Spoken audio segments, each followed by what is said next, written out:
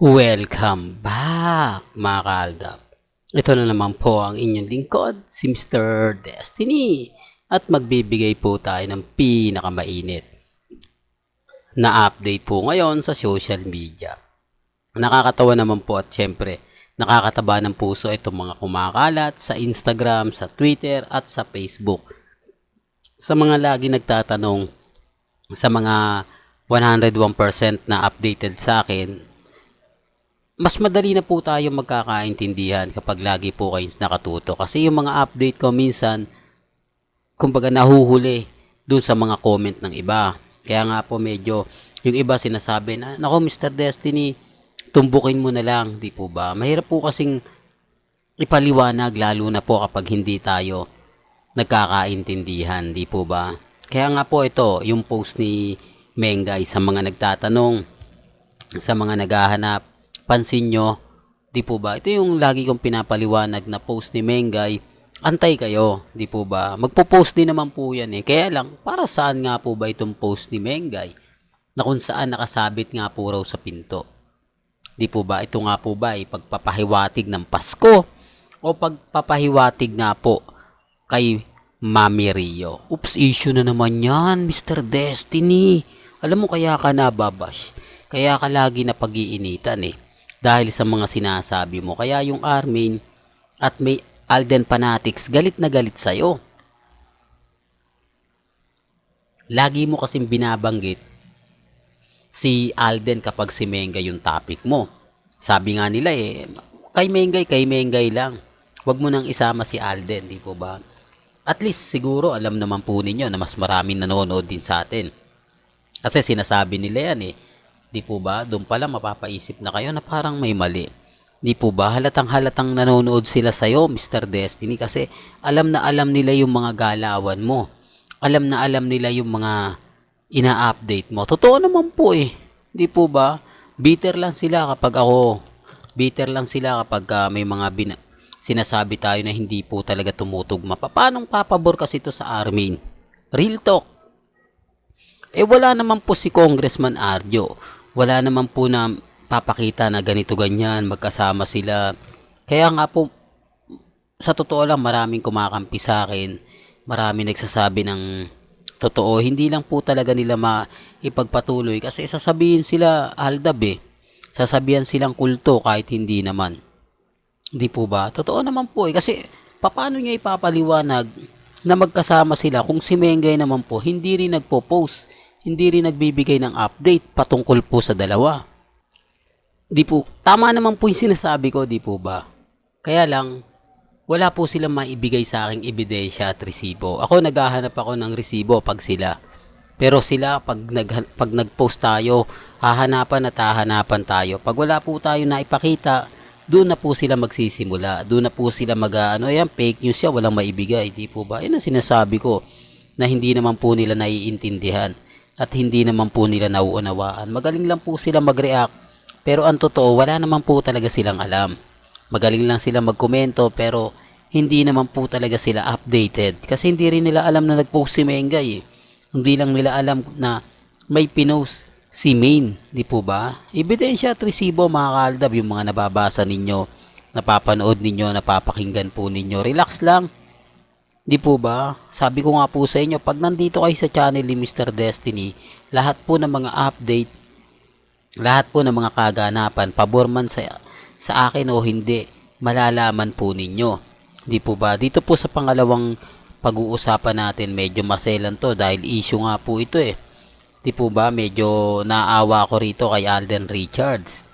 Bakit? Kasi hindi siya makapagsalita, hindi niya mabigay yung side niya dahil alam niya marami maapektuhan. Marami ang, kumbaga, yung tipong hati ang opinion. Di po ba? Kaya nga po nananahimik na lang si Alden.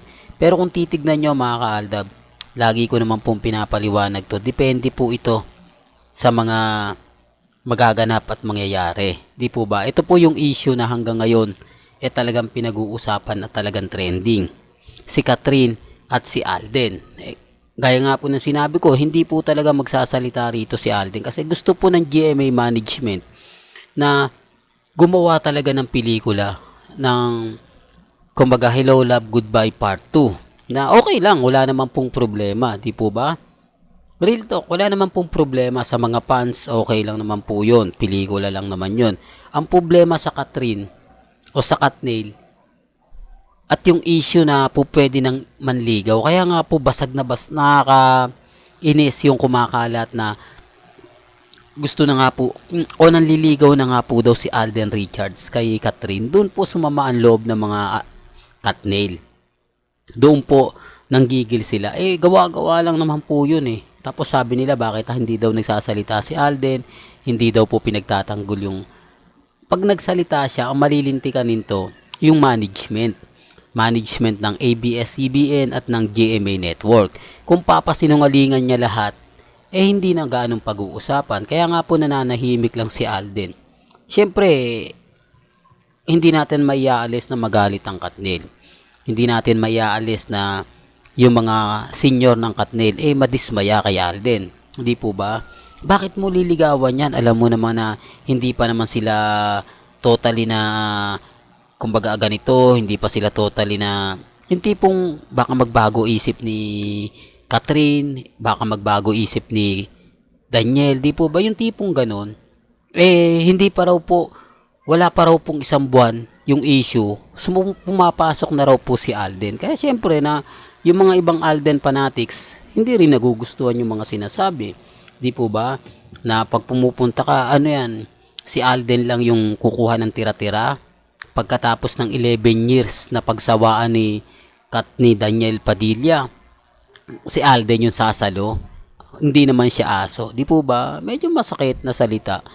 Hindi ka aya-aya, lalo na po pagka binasa mo sa mga Katniel fanatics, di po ba, na may mga komento na gano'n, nakikisaw-saw pa kasi palaos na, yung tipong masasaktan ka talaga, lalo na po kapag ka Alden fanatics ka. Ganun din naman po sa, kumbaga sa Alden fanatics na ginagawa lang ng issue yan, pero wala po silang sama ng loob kay Kathryn. Kasi sa totoo lang, si Kathryn po talaga rito yung sasabi na ang ibig kong sabihin mga kaaldab halos lahat po kasi ng mga babae mga kaaldab nakasimpatya kay Kathryn. Totoo naman po mga kaaldab, maraming naaawa, maraming kumbaga sumusuporta kay Kathryn kasi nga po siya yung biktima, di po ba, na binigay niya lahat, etc.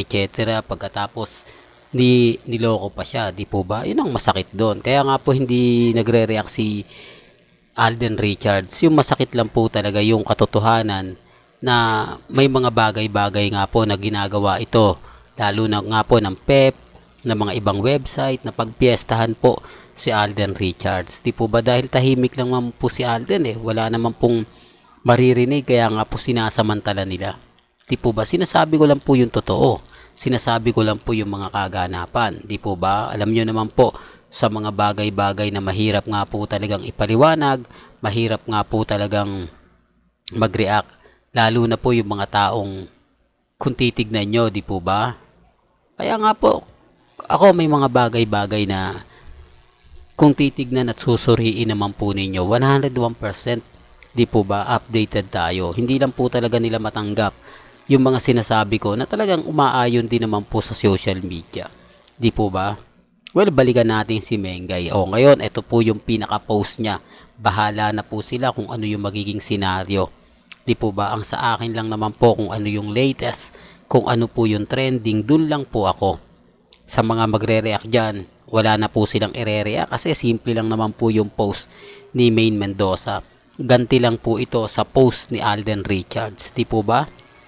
Well, hanggang dito na lang po ang ating latest updates. Kaya kung gusto nyo pa po ng pinaka-latest at sariwang update, abay tumutok lang po kayo dito po sa channel ni Mr. Destiny para updated po kayo sa mga latest at sa mga bagong video po na ilalabas po natin maya-maya lang. Kaya kung bago ka lang sa channel na to at isa kang true-blooded Aldab Nation na nagmamahal kina Mengay at Isoy, tama po ang channel na pinuntahan mo. Kaya consider na po kitang bagong subscriber at huwag mong kalimutang i-share ang mga video po natin sa mga mami, sa mga titas at sa mga senyor. Hanggang sa muli, salamat po sa panonood at pakikinig.